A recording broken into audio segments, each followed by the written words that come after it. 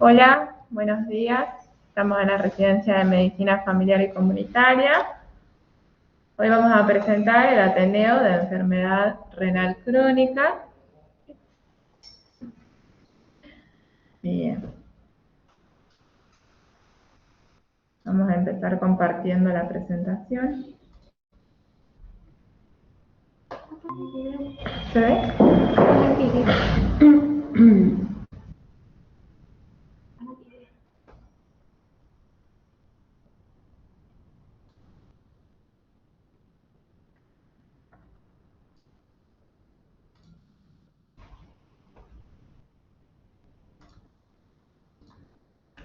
Bueno, ¿sí se ve? ¿No?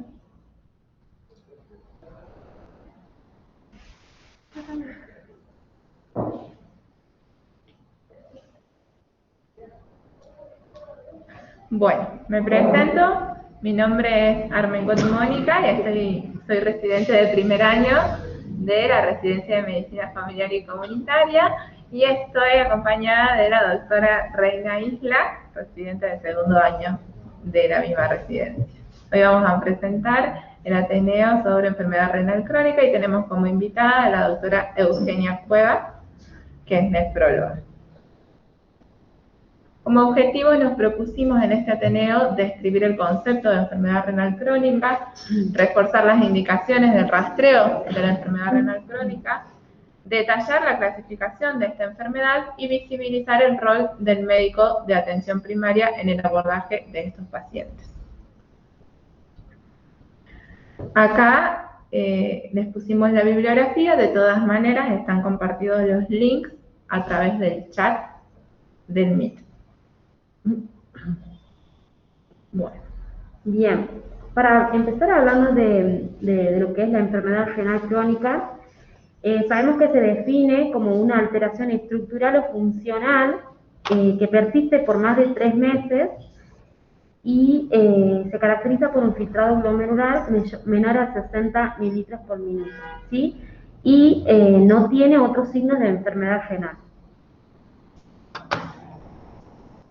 Con respecto a las causas frecuentes, tenemos una de las más frecuentes es la nefropatía diabética, ¿sí? La cual es una consulta habitual en la atención primaria, la enfermedad vascular aterosclerótica, nefroangiosclerosis, la nefropatía isquémica, incluye también las enfermedades glomerulares primarias o secundarias a una enfermedad sistémica, nefropatías congénitas y hereditarias, nefropatías intersticiales, obstrucción prolongada como por ejemplo las litiasis, infecciones urinarias a repetición y enfermedades sistémicas como lo que es el lupus, las vasculitis, etc.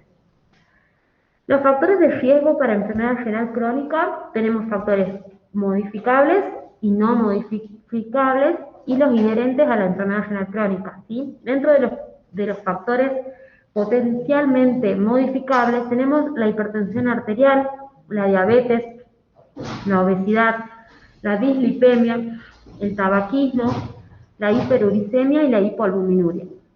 Dentro de los factores no modificables, como sabemos, la edad avanzada, el sexo masculino, la raza negra y el bajo peso al nacer.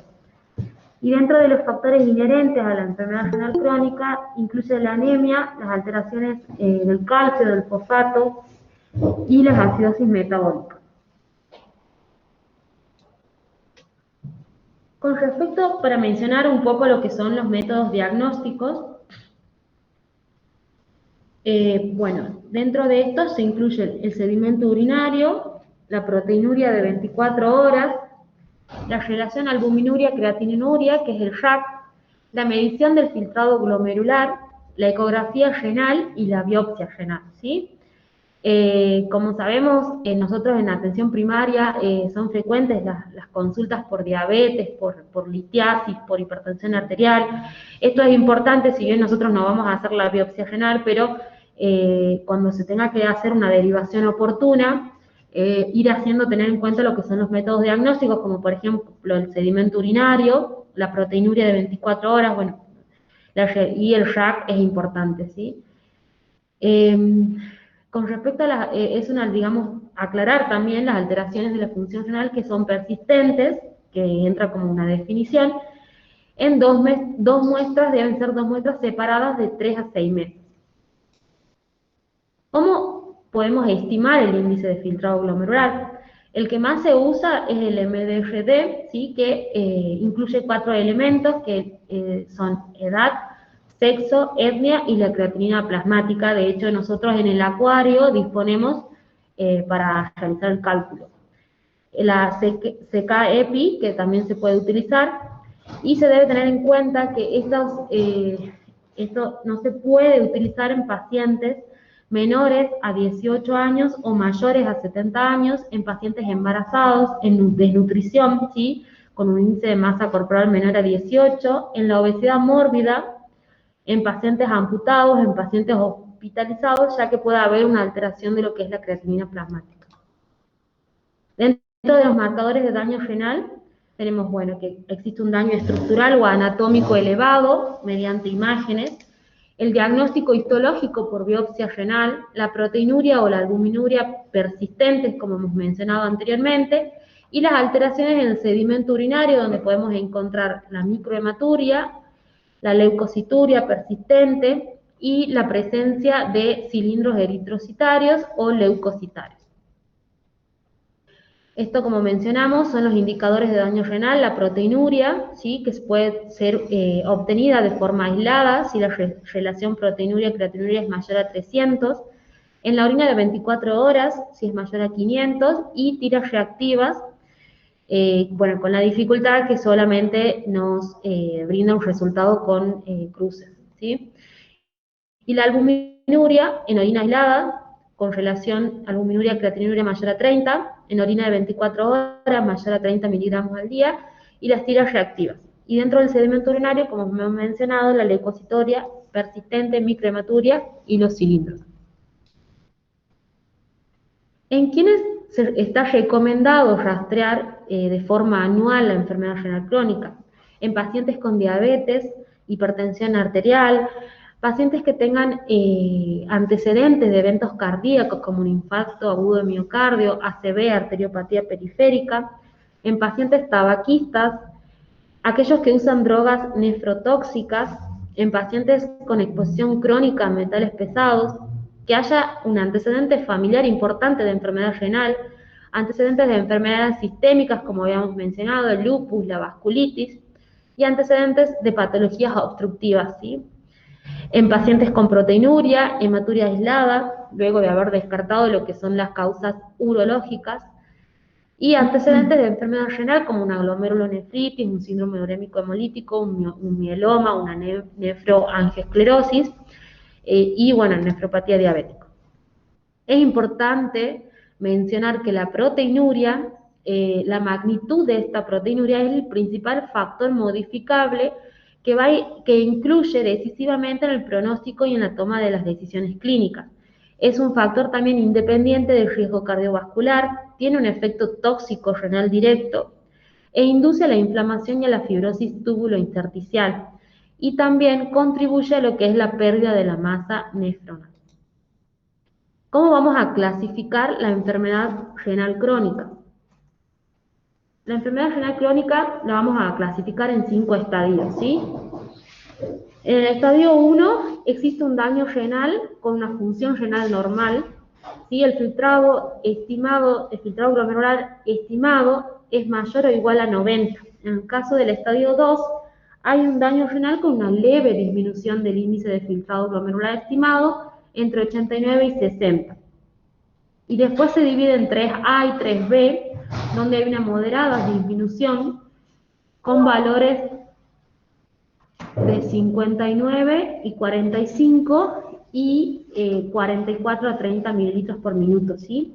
Y en el estadio 4 hay una severa disminución de la función renal, ya tenemos un índice de 29 a 15 mililitros, y en el estadio 5 se define como ya insuficiencia renal con un índice menor a 15, ¿sí? Estos es la clasificación sacada del año 2012 de la CADIGO, ¿sí? De lo que es el abordaje del paciente con enfermedad renal crónica. Con respecto al riesgo de progresión, también es importante, bueno, aquí hay un cuadrito que hemos sacado de la Enfermedad Renal Crónica Manual de Consulta Rápida, ¿sí? Del Ministerio de Salud de la Nación del año 2014, donde lo que es los cuadraditos blancos, ¿sí? Habla sobre el riesgo de progresión de enfermedad renal crónica, donde no encontramos marcadores de daño renal y se puede hacer un seguimiento de forma anual en estos pacientes, ¿sí? Es un estadio 1, donde tenemos un filtrado glomerular mayor o igual a 90, y en el caso de los cuadraditos que están con un rosa más claro, los pacientes tienen un riesgo moderado de progresión de enfermedad renal crónica y se le debe hacer un seguimiento a estos pacientes al menos 1 o 2 veces por año. También en los cuadraditos violetas, el riesgo de alto progresión de enfermedad renal crónica, donde es importante esto saber, ya que nosotros debemos referir al nefrólogo y se le debe hacer un seguimiento al menos 3 o 4 veces por año. Y bueno, ya tenemos el último cuadradito, que es el más oscuro, donde hay un riesgo muy alto de progresión de enfermedad renal crónica y se refiere al nefrólogo, y el seguimiento es al menos 4 veces por año, ¿sí? Y esto es según la albuminuria y la proteinuria, los estadios 1, 2 y 3. En el caso del 1 tenemos una albuminuria menor a 30 y una proteinuria menor a 150. La albuminuria, en el caso del estadio 2, tenemos una albuminuria entre 30 y 300 y la proteinuria entre 150 y 500. Y en el grado 3 ya hay una albuminuria mayor a 300 y una proteinuria mayor a 500. ¿Sí? Bueno, antes de continuar quería recordarles que se quedan hasta el final, que vamos a abrir el espacio para que hagan las consultas o los aportes que consideren.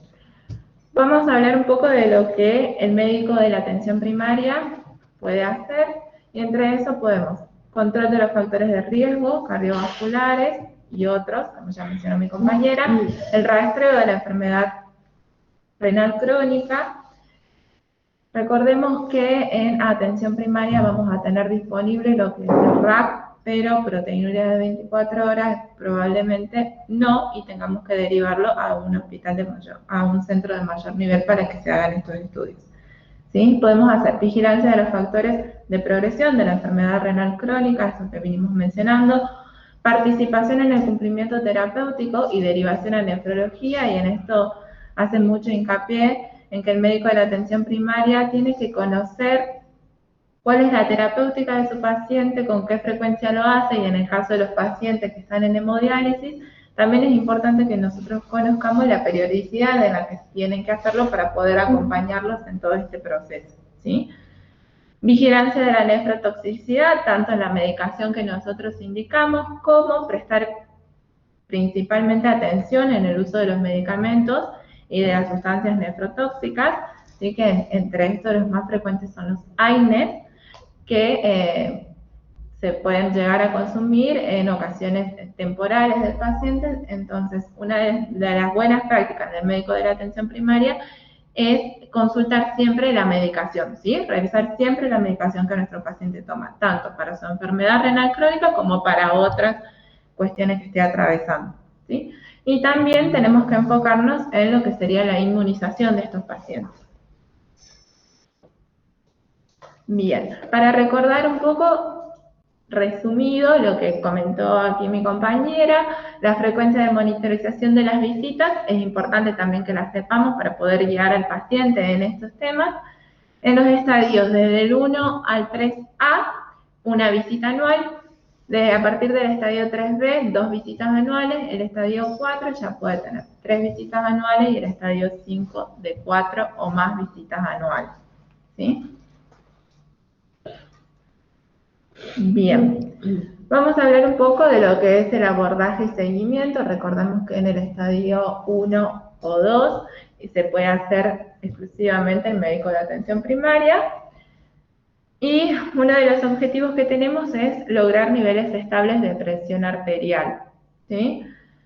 Tenemos, para pacientes que tienen una relación de albuminuria creatinina menor a 30 miligramos por gramo, el objetivo esperable para esta presión arterial es que se mantenga en menos de 140/90, ¿sí? ¿sí? Por otro lado, si el paciente tiene una relación mayor a 30 miligramos por gramo, el objetivo vendría a ser una presión arterial menor a 130, 80 milímetros de mercurio, ¿sí?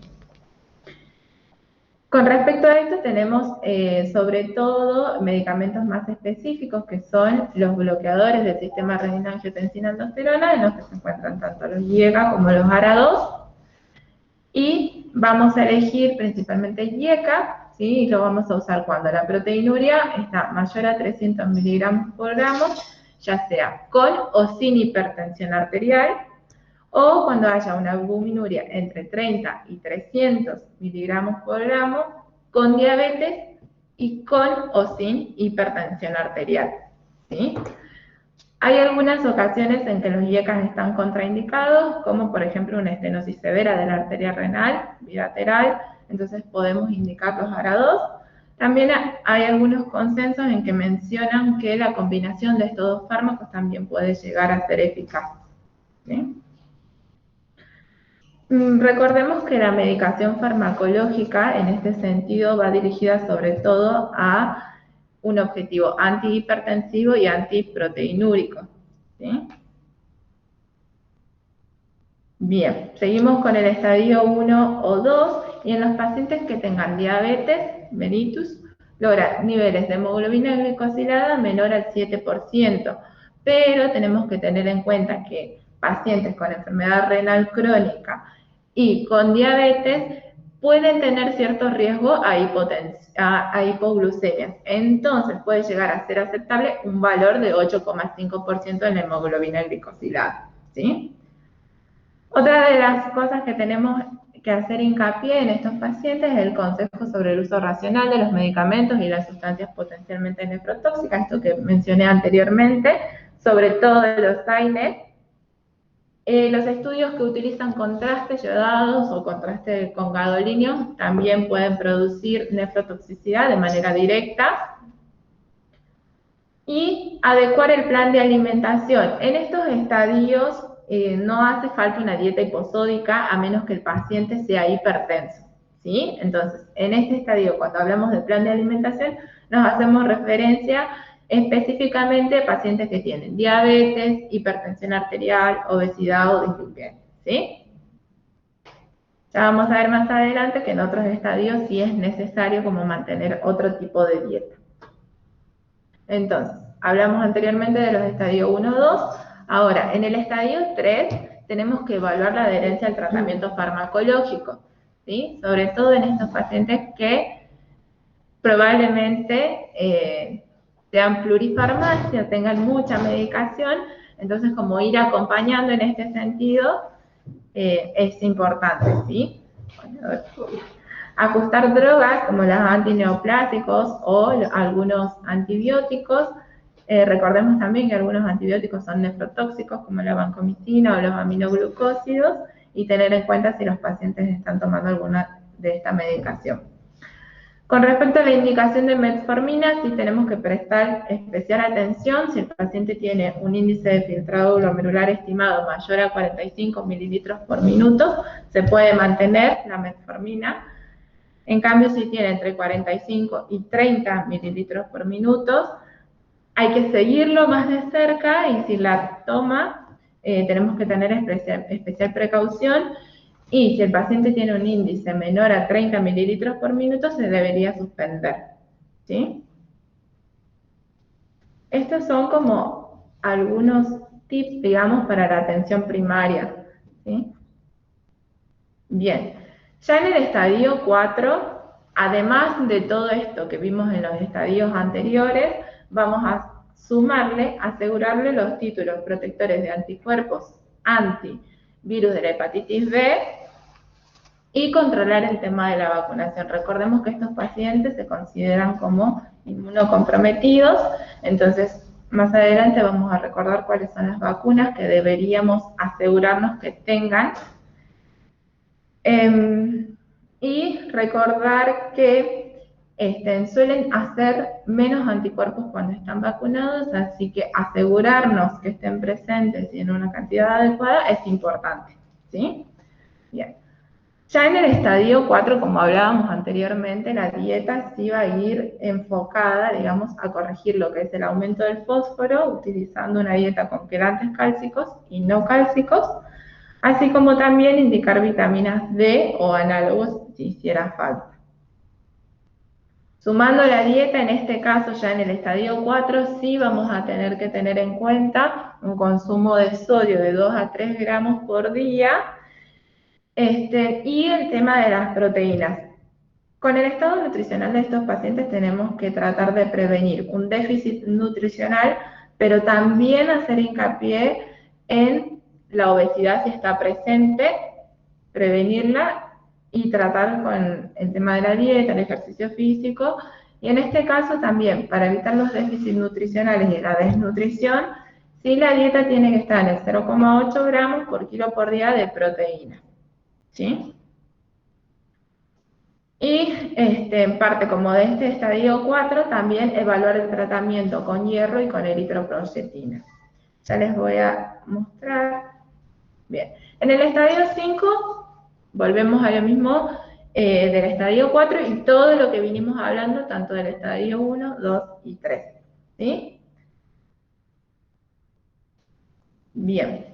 Entonces, ¿para qué repasamos cuántas veces tenían que venir los pacientes? Para también tener en cuenta que en cada consulta que el paciente haga en la atención primaria, se recomienda controlar la presión arterial y ajustar siempre el tratamiento, vigilar la presencia de anemia, como dijimos, si están en los estadios del 3 al 5 y con una hemoglobina menor a 10,5, vamos a ver que es una indicación para derivar al nefrólogo, ¿sí? Revisar la medicación, como vinimos hablando, tanto medicación que el paciente haya podido adherir por otra circunstancia temporal, como la medicación propia de la enfermedad renal crónica, y en el caso que el paciente necesitara utilizar estos antibióticos o medicaciones nefrotóxicas, poder ajustarlas al índice de filtrado glomerular del paciente, ¿sí? Siempre individualizando.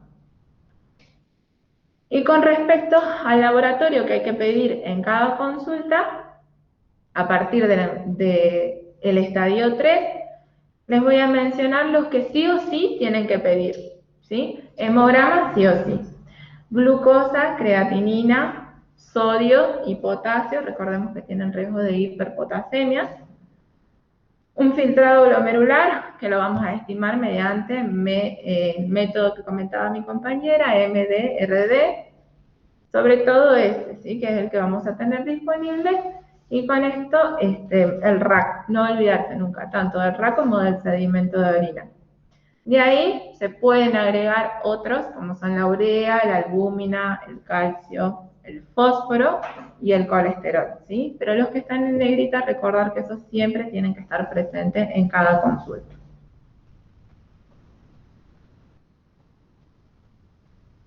Bueno, entonces, una vez que nosotros estudiamos a nuestro paciente, lo recibimos, hacemos la analítica correspondiente y llegamos al diagnóstico, algunas indicaciones de solicitud de ecografía, como mencionaba Reina, dentro de los exámenes complementarios pueden estar tanto la ecografía como la biopsia, ¿sí?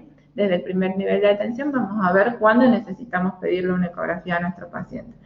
Entonces, cuando es una enfermedad renal crónica progresiva, con una disminución del índice de filtrado glomerular mayor a 5 mililitros por minuto en un año, cuando hay hematuria macroscópica o albuminuria persistente, cuando es mayor de 15 años y tiene una historia familiar de riñones con poliquistosis, cuando hay una sintomatología de obstrucción del tracto urinario,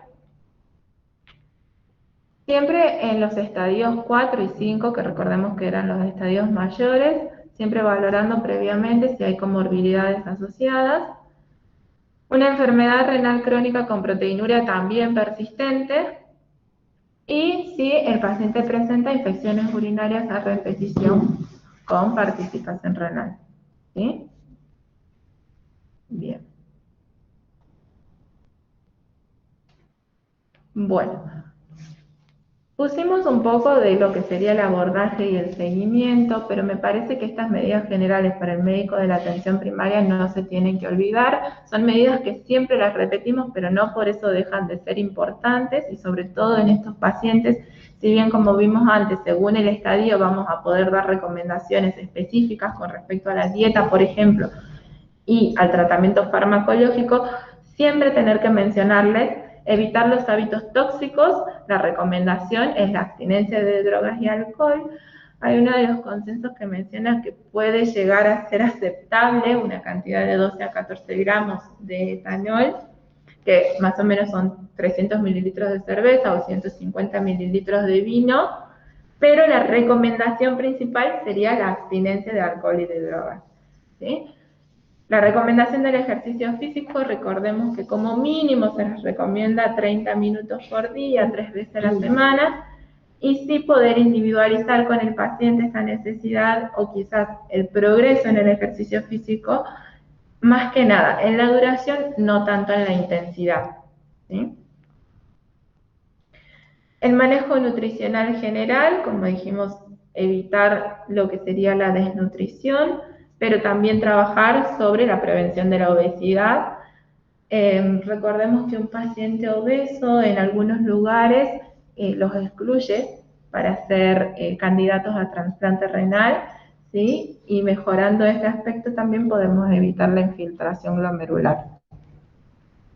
Y con respecto a la dieta y al volumen de orina, sí siempre tener presente una ingesta adecuada de líquidos en los pacientes. Esperamos una diuresis de entre 2 y 3 litros por día, pero sí acá tener en cuenta y tener precaución con pacientes que puedan tener alto riesgo de falla cardíaca o que estén cursando con una insuficiencia cardíaca congestiva o con algún síndrome cardiorrenal, que ahí sí vamos a tener que individualizar la hidratación, ¿sí? Siempre tener presente esas cosas.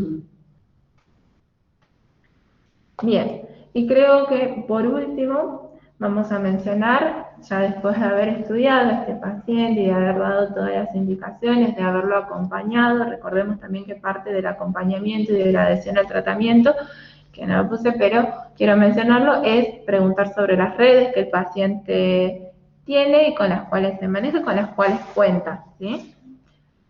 Entonces, ¿cuándo vamos a derivar al nefrólogo? Recordemos que buscábamos en el hemograma, por ejemplo, diagnóstico de anemia con una hemoglobina menor a 10 gramos sobre decilitros, es indicación de derivación. Como dije antes, hasta el estadio 3A podemos hacer el control desde el primer nivel de atención a partir del estadio 3B. El seguimiento se prefiere que lo haga el especialista en nefrología, pero siempre trabajando en conjunto con el médico de atención primaria y con el resto del personal, por ejemplo, enfermería, ¿sí? Con un índice de filtración glomerular estimado menor a 60 mililitros por minuto, sin una causa conocida, también es indicación de derivación al nefrólogo. Cuando hay un rápido deterioro de la función renal, como dijimos antes, cuando hay una disminución mayor al 5 mililitros por minuto por año, cuando hay un paciente con hipertensión arterial de difícil control o que tiene alteraciones hidroelectrolíticas como una hiperpotasemia, por ejemplo, también. Proteinuria, ya sea de nueva aparición o aumento de niveles o que sea persistente, y alteraciones en el metabolismo óseo y mineral asociado a la enfermedad, o que la causa de la enfermedad renal crónica para nosotros sea dudosa o no hayamos podido definirla. Bueno, esto que me parece súper importante para el médico de la atención primaria y que mencionábamos antes, que era una de las acciones en las que podíamos trabajar con los pacientes, más que nada recordar algunas vacunas en las que tenemos que hacer hincapié, ¿sí? La vacuna antineumocóxica, el esquema en este caso vendría a ser una primera dosis con la Prevener 13, 8 semanas después, es decir, 2 meses después, se puede hacer la segunda dosis con la vacuna polivalente 20, o la vacuna polisacárido 23 valentes, y un refuerzo a los 5 años también con esta misma vacuna, Y el segundo refuerzo, si el paciente recibió la primera vacuna antes de los 65 años, el segundo refuerzo va a ir a los 65 años o cada 5 años, ¿sí? También, bueno, la vacuna antigripal, que esta se coloca una vez al año. Recordemos también la vacuna doble adulto, que también tienen que recibirla. La vacuna anti-hepatitis B, también iniciar o completar el esquema. Y con respecto a la vacuna, tanto de la antihepatitis A como de la varicela, no son indicaciones en sí mismas la enfermedad renal crónica, pero con respecto a la hepatitis A, por ejemplo, vamos a poder evitar, si el paciente la puede recibir y si está disponible, se puede llegar a evitar hepatitis fulminantes en caso de que se contagie este paciente. Y con respecto a la vacuna de la varicela, sobre todo vamos a ver un beneficio en los pacientes que son trasplantados. Bueno, por nuestra parte, creo que eso era más o menos lo que queríamos dejar, sobre todo el rol en el abordaje, tanto en el rastreo como en el abordaje y en el seguimiento de los pacientes con enfermedades renal crónicas, y cuando tenemos que derivar al especialista, pero también siempre recordando que es un trabajo en equipo, ¿sí? No derivamos y nos desentendemos, sino derivamos y articulamos. Acá les dejo nuestras redes, pero en este momento abrimos el espacio. Llegó la doctora invitada, le damos la bienvenida. Si quiere hacer algún aporte o alguien que esté participando, dudas o algún aporte. Bueno, mil disculpas, pero bueno, no pude ver todo, pero bueno, vamos a darles algunos tips. Me encantó esto de que trabajo en grupo, en conjunto, eso me parece genial, porque tiene que ser así. Y bueno, vamos a ver algunos puntos, ¿no? Enfermedad renal crónica, estadio 1. No vi la parte de la presentación esta fase, pero ustedes, ¿cómo la consideran? O sea, anormalidades urinarias, alteración en la ecografía, alteración en el laboratorio por persistencia de 3 meses, ¿sí? Sí. Bueno, ese caso es un caso, el estadio 1 es muy importante, la consulta también con el nefrólogo. ¿Por qué? Porque ahí vamos a poder hacer pesquisas de glomerulopatías, ¿sí? Las glomerulonefritis, la mayoría se presenta con síntomas que no son clínicamente evidentes, que se pueden ver una hematuria microscópica, un cilindro en la orina. El paciente no necesariamente puede estar con un síndrome nefrótico, ¿sí? Puede presentarse con algo de hipertensión, en una orina que completa que veamos unas cruces de proteinuria, y eso es muy importante porque en ese momento nosotros podemos pesquisar si el paciente está iniciando, está haciendo un debut de alguna glomerulonefritis, tanto primaria como secundaria, para hacer una biopsia renal, ¿sí? Entonces, si nosotros vemos en este estadio que en la orina hay 2 cruces de proteinuria o hay hematuria, fundamental, proteinuria de 24 horas, ecografía y derivación al nefrólogo. Si la ecografía tiene un tamaño normal, en ese momento se lo puede estudiar al paciente para ver cuál es la causa y llegamos a tiempo para evitar de que esto llegue a un estadio 5. Entonces, ese estadio es muy importante que lo tomen en cuenta, ¿sí? En cuanto... Perfecto. Bueno, eso tenerlo en cuenta, ¿sí? Tener siempre en cuenta, porque cuando nosotros llegamos, yo siempre le digo a los pacientes, son historias de consultorio, ¿no? Siempre digo, los riñones no son como la piel. Yo me raspo y me crece piel. Pero si se rompen los filtros, no hay posibilidad de solucionarlo. Y en parte, bueno, es parte de la teoría de por qué progresa el paciente a enfermedad renal crónica. O sea, hay una injuria y un insulto donde se van destruyendo nefronas, y las nefronas remanentes, una teoría muy vieja, la teoría de Brenner, las nefronas que persisten, harían como un exceso de trabajo, hiperfiltración, y esa hiperfiltración lleva al daño renal crónico, ¿no? Entonces, si nosotros podemos encontrar el momento justo en que se está produciendo la injuria y detenerla, evitamos la progresión de la enfermedad renal crónica. Así que eso es algo muy importante a tener en cuenta. Después, muy bien toda la parte que hablaron de los nefrotóxicos. Esto es muy importante, es muy común. Por ahí, pacientes con enfermedad renal crónica en todos los estadios que fueron al traumatólogo y está con diclofenac, piloto automático. Y eso es algo muy importante, ajustar los antibióticos, si ahí ustedes están viéndolo por alguna causa infecciosa, hacer el calculito, muy bien, hacerlo en MDRD o CKD-PI, está muy bien, lo hacen, es una cosa sencilla, ya ahora con el celular todo lo podemos hacer y se ajusta el antibiótico o lo que, la droga que ustedes le vayan a tener que dar. Los aminoglucósidos, evitar, eso también es muy importante, porque eso también se ve mucho. Los AINES. Sí, claro, todos los AINES, como eso que hablamos del diclofenac, que eso es muy común, ¿sí?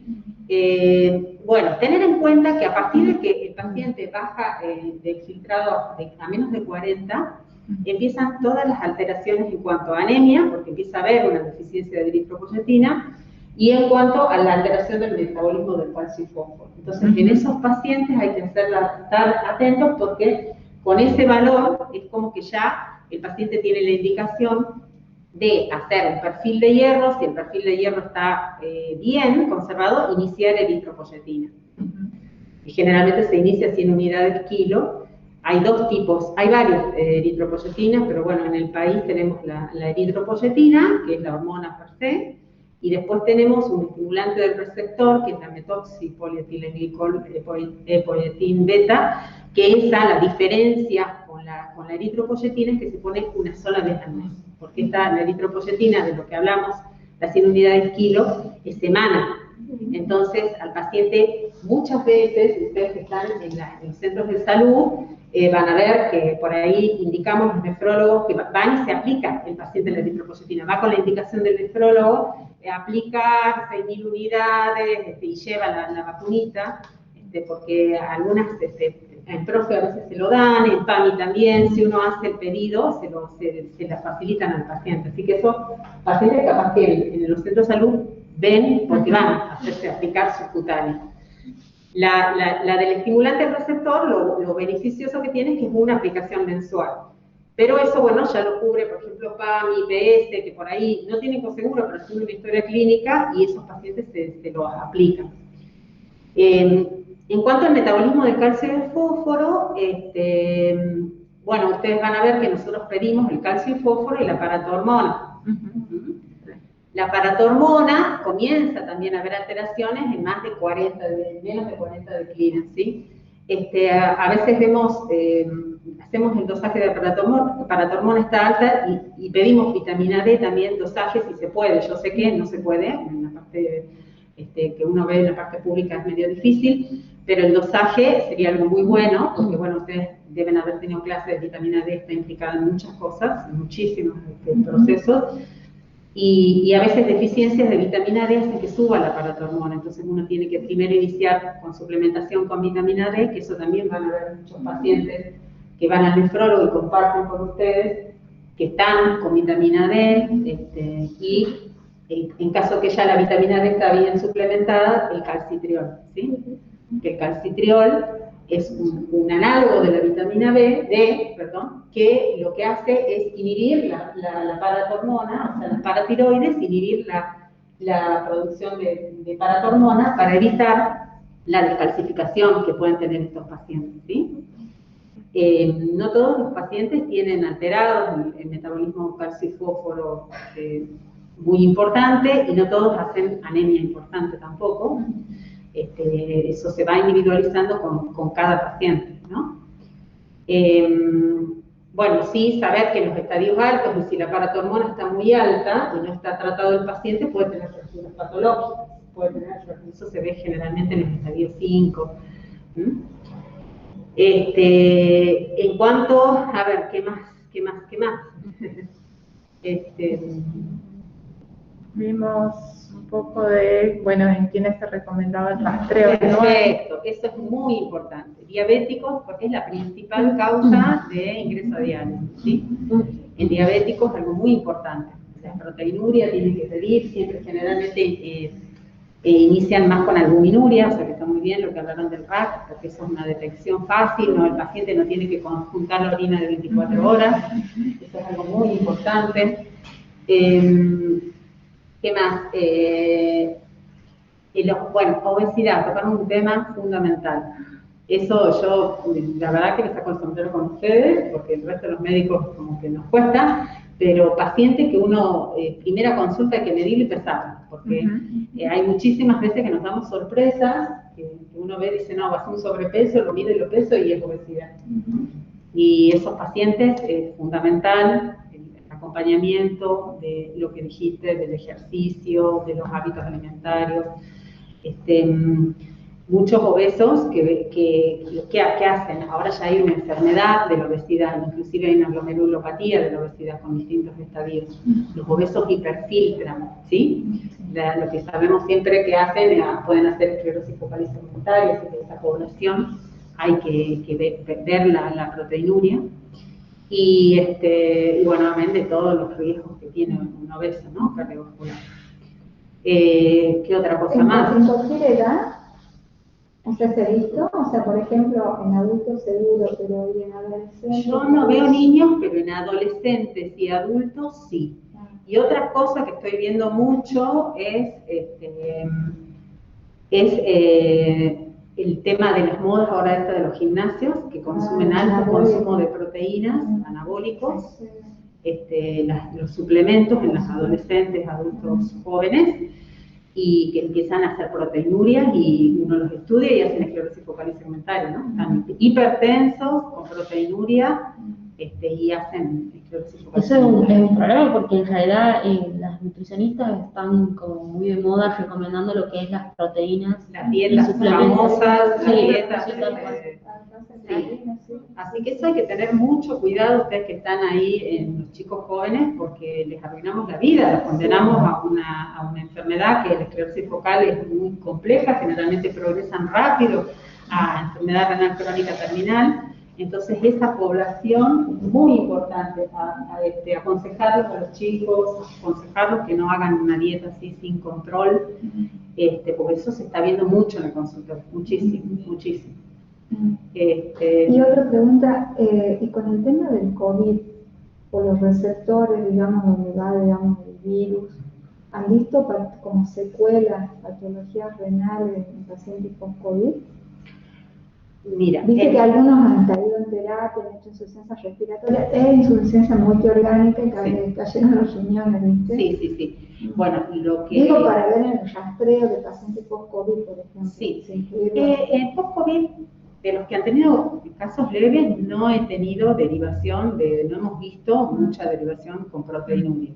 Pero sí lo que vimos es pacientes obesos, por eso vuelvo a la obesidad, casi el 100% de mortalidad los que entraron a diálisis. Los que hicieron fallo renal con obesidad, 100% de mortalidad.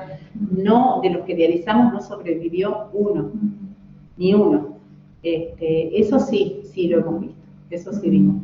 Pero no... por ahora no se están presentando casos post-COVID con proteinuria ¿Y sería conveniente incluirlo en el rastreo por ahí? Sería muy importante. Eso sí porque sería muchos importante. de los que han tenido por ahí moderado, que han entrado en terapia, tenían otras comorbilidades, diabéticos, hipertensos, obesos, y generalmente en el control post-COVID se le hace la parte respiratoria, ver cómo quedó con la suficiencia respiratoria, hasta cardíaca, pero no se está pensando en... Hay que hacerlo, y siempre eso es una cosa que, otro tema, nunca, no pedir urea, pedir creatinina, porque eso es algo que está muy acostumbrado, urea, no creatinina. Claro, la creatinina. Creatinina, sí, proteinuria, está bueno, porque se puede pedir como una pesquisa, un índice PC y un RAC, porque acuérdense que el índice PC engloba todas las proteínas y el RAC solo la albumina. Y hay algunas patologías que no eliminan. El caso típico, que es una de las preguntas que uno hace que nos teníamos en el examen es en el mieloma múltiple. Vos tenés un RAC negativo y le haces una proteinuria y el paciente está con 4 gramos de proteinuria. No es alumina. Claro, así que esas dos cosas sí se podría pedir. Y eso es algo importante que hay que empezarlo a ver, porque con el COVID recién llevamos un año, pero hay mucho secuelar, ¿no? Claro, para el futuro, como empezar a tener pacientes con insuficiencias renales y capaz que si empezáramos a pesquisar ahora, o sea, incluirlo, viendo el tema de las indicaciones de pesquisa, ¿no? Exacto. Y la cantidad de pacientes con comorbilidades que capaz que no han hecho una enfermedad ni leve ni severa, aunque no moderado, han requerido una internación, un cuidado moderado, pero que han quedado, digamos. Sí, lo que sí vimos nosotros mucho es el pacientes que ya tenían enfermedad renal crónica, que hicieron COVID, que agravaron la enfermedad renal crónica, ¿no? Eso sí lo vimos, que pasaron a un estadio más, ¿no? Eso sí, o que estaba por entrar a diálisis y tuvo COVID, entró anticipadamente porque deterioró más la función. Eso sí lo vimos, eso sí, en los que ya tenían en los que tenían enfermedad renal crónica.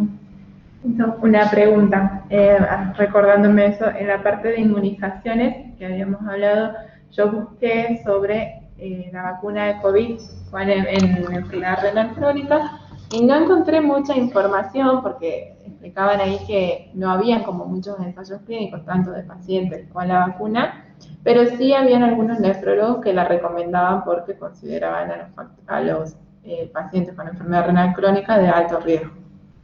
Sí, se está indicando. Nosotros estamos indicando, sobre todo, todos los pacientes de diálisis y trasplantados se están vacunando con la vacuna por recomendaciones de las sociedades, de la Argentina y de la internacional se está indicando. Los pacientes de diálisis ya están a esta altura en Salta, gracias a Dios, casi el 100% vacunados. ¿Sí? Todos los pacientes de diálisis, inclusive se los vacunó con la Sinopharm, la mayoría, porque era una fácil llevar a los centros de diálisis, que es como se hizo, y se los vacunaba mucho más fácil que con la Sputnik, que tenés que tener el freezer, y entonces el paciente pobre tenía que trasladarse a otros lugares, ¿no? Claro. Pero sí se lo estamos indicando. Y con respecto a las inmunizaciones, por ejemplo, en los pacientes en estadio 5, lo que hacemos es poner doble dosis de vacunas de hepatitis B.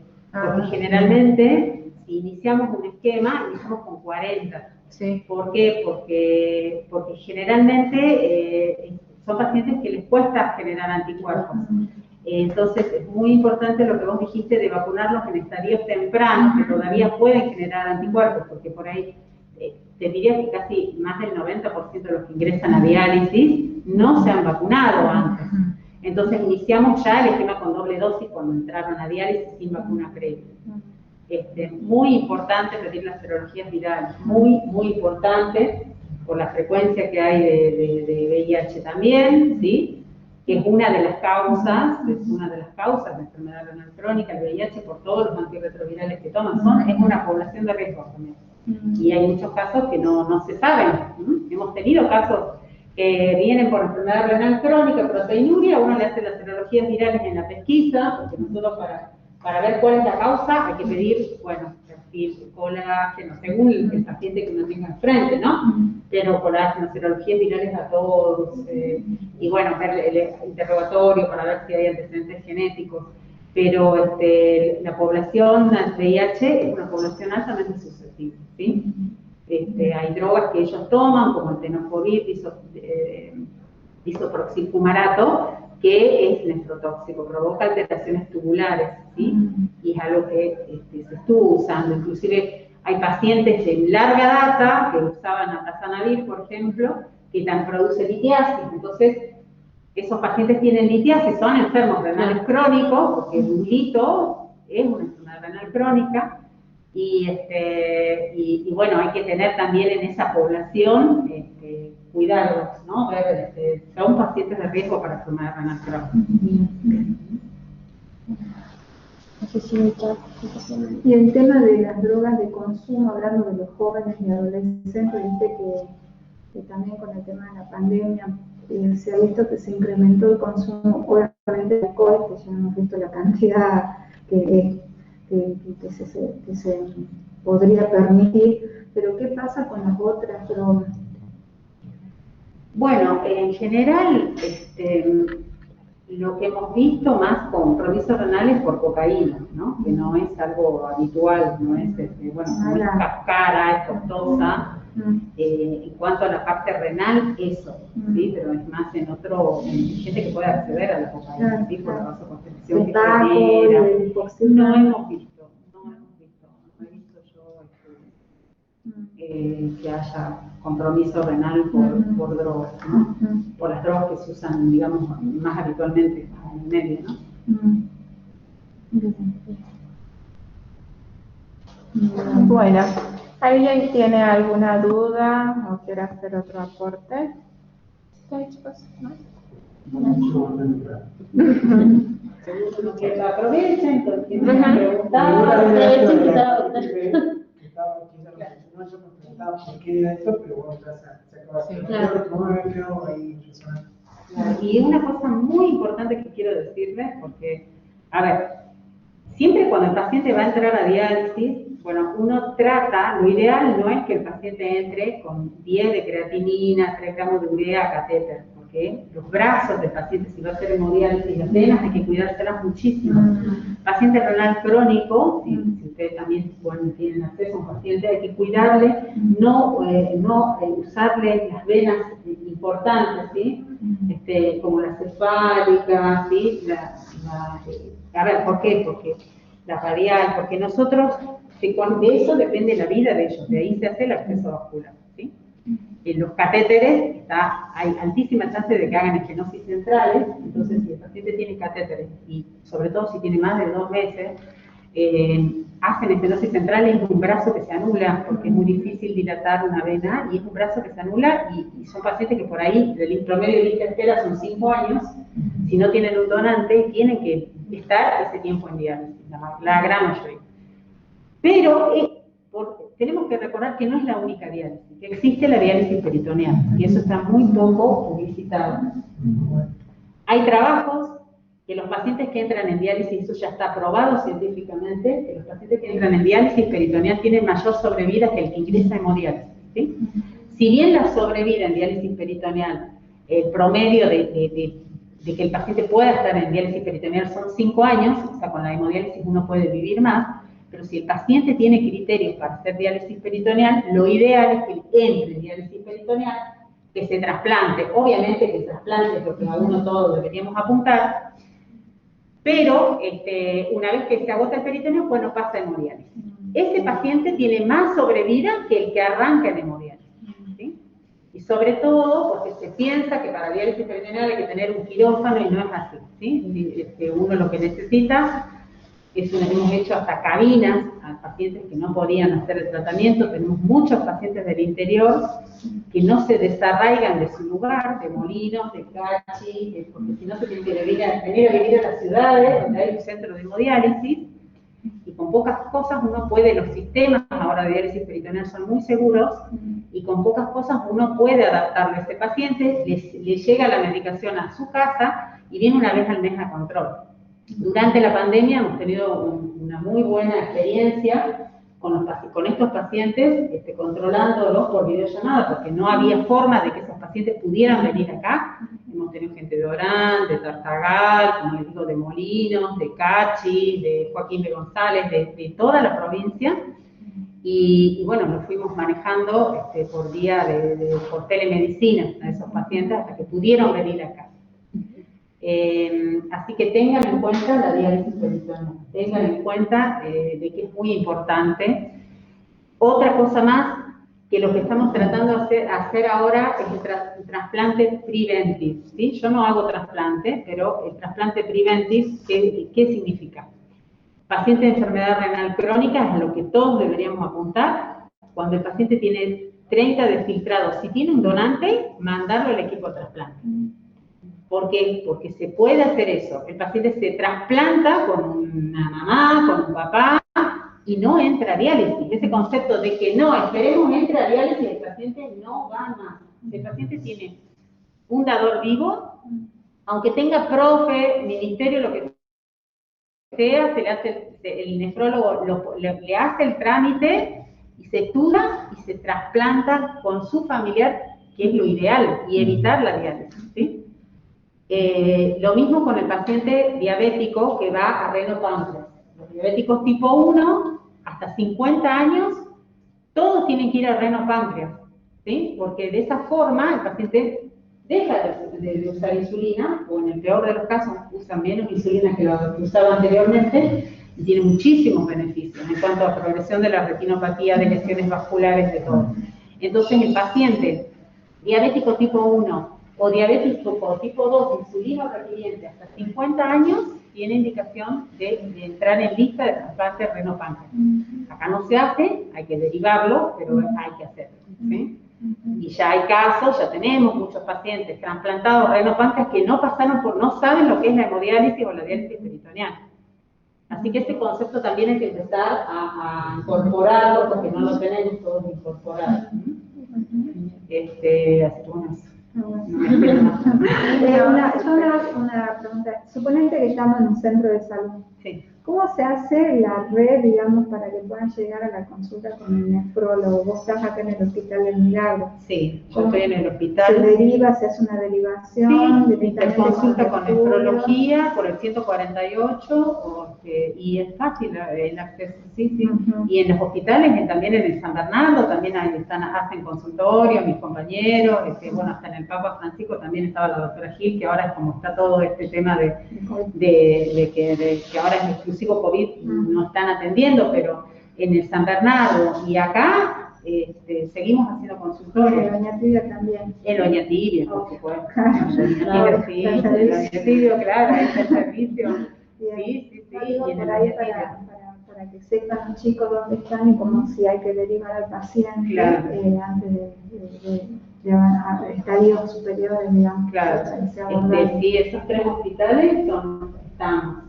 Y bueno, y está muy bueno de que uno, porque a veces el paciente no puede acceder hasta el hospital, entonces por ahí tiene una entrevista con nosotros, con cosas básicas, y ustedes lo pueden ir seguir controlando, que por ejemplo, que no esté muy hipertenso, porque si el paciente está hipertenso, es otra factor que va a aumentar a que progrese ese paciente, que cumpla la dieta baja en proteínas, porque también la carga de proteínas puede generar que progrese ese paciente.